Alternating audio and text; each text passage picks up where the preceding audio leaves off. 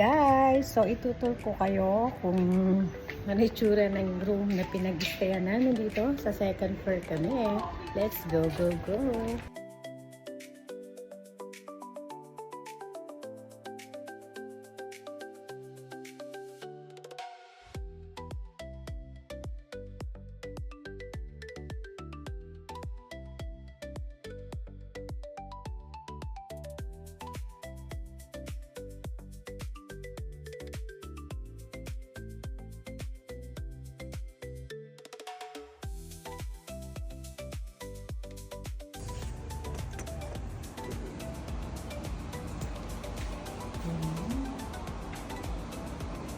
Okay, ito yung dalawang bed. Diba? Maluwag.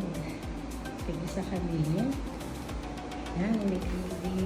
May sabong tissue. Okay, ito na yung kabuuan. Yung room. Luwag. Ito yung CR. Yun. Diba? Yun ang kanyang style sa kanyang CR. And, diyan.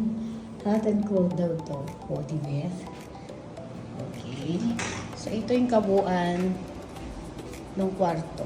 Ayan, okay. Pag may maingay na bata. Pag nag-check-in kayo dito, so, ibibigay nila yung Wi-Fi code, yung coupon para sa free na breakfast, and kailangang isuot daw ito para alam nila na naka-check-in dahil may mga hindi naka-check-in, mga entrance lang na pumupunta dito para daw priority nila yung nakasuot ng mga ganitong band sa wrist. Okay, lagay natin, Lilika. Dito ilalagay natin. Ilalagay natin kung saan room sila naka-check-in. Ayan. O, diba? Go, go, go.